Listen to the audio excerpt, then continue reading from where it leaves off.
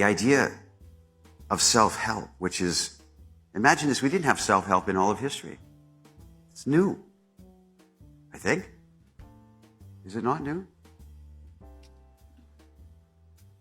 We have this idea that before I can be standing on this earth as a well-rounded, confident man, I have to resolve my childhood. Because my childhood sucked. I had all this abuse and all stuff happen to me. I've got to resolve my childhood, so I have to go to therapy. I have to medicate, which is our modern theme. But think of it this way. There has never been a happy childhood in any culture in any century. All childhoods were broken.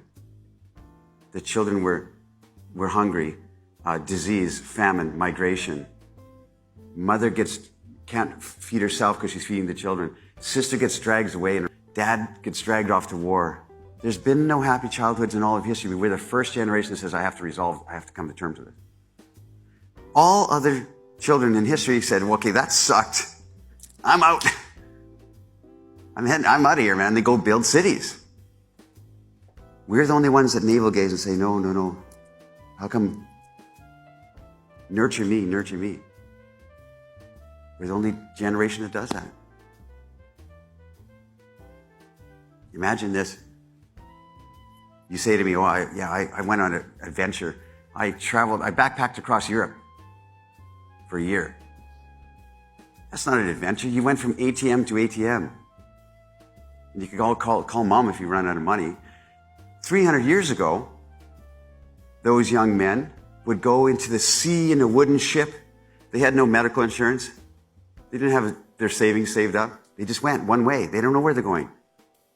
We have to have everything all plotted and planned and comforted. Comfort. We have so much comfort around us and we complain the most. And we say, I'm a victim and I need counseling. And I'm not against, careful counseling where it's needed. Right? But I tell you, self-help, 20 years ago I said the number one genre of books in the world is romance novels. That was true back then. You know what it is now? Self-help books. Everybody's got those books on their shelf. And you can always buy another one. You don't read them. You don't need to read them. Because I got the answer right there. Right within. I have it there. This one, this one. And I'll buy this one too. And we have our little affirmations and our little Facebook things we stick on. Right? You don't need it. So I'm talking to that young guy. It doesn't have to be that way. You don't have to buy into any of the modern discourse. There's a better, beautiful message. My thesis, I'll say it this way. Nietzsche said, God is dead. And everybody knows this quote, right?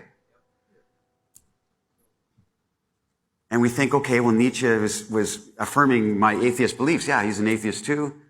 Nietzsche was a staunch atheist. But the rest of the quote is this. He said, God is dead. God will remain dead. And we have killed him. So what he was really saying, get ready. Because when you strip God and the transcendent out of modern society, good luck. And he was an atheist. But he knew the saving grace and the salvation of community that the concept of God and the transcendent had for communities around the world. You strip it out, and look what we have today. Political, unrest, relationships, antagonistic. No sense of the beloved that we used to have. Right? That's why we have this turmoil today and this angry discourse. My thesis is this, is what I'm trying to write about, and it's hard. So, as you can tell, I don't talk about anything I know. I'm talking about what I'm interested in knowing, what I'm curious about right now, what I'm thinking about when I sit in my rocking chair. This is what I'm thinking about. That's cool. So Nietzsche said God is dead. And what we have, the symptom of our modern times, sorry, my voice is scratchy. The symptom of our modern times is that we've turned our face away. This is what I 100% believe. We've turned our face away in all things, in art, in architecture, in relationships, in politics. We've turned our face away from beauty, and we celebrate ugliness.